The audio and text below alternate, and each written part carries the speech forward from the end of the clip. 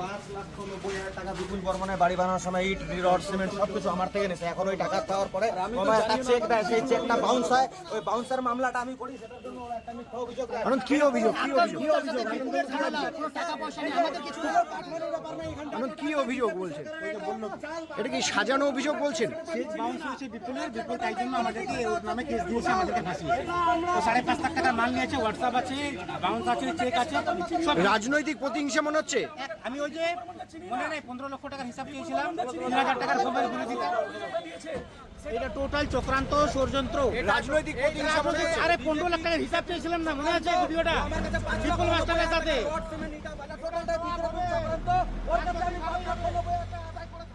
কি ঘটনা হয়েছিল?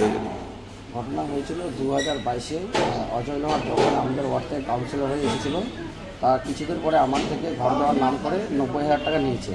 এবার যখন আমি বারবার করে তার কাছে টাকাটা ফেরত চাই, হ্যাঁ, তখন সে আমাকে অনেক নানা রকমভাবে ধমকি দেয় এবং আমাকে শাসায়।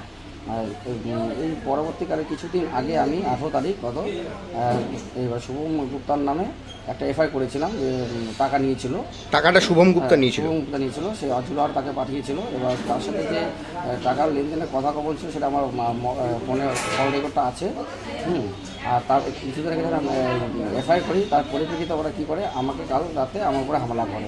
অজয় লোহার, শুভম গুপ্তা, কানাইয়া গুপ্তা, তারপরে গোবিন্দ রয়, বিকি গুপ্তা। মোট কতজন ছিল? মোটামুটি 20 থেকে 15-20 জন ছিল। 15 থেকে 20 জন ছিল।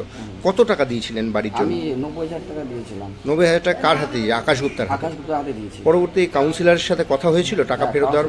ফেরত কথা বলেছিলাম। এবার কাউন্সিলর যখন বলে যে না, কোনো টাকা হবে না, উল্টা আমাকে তখন ধমকি দেয়।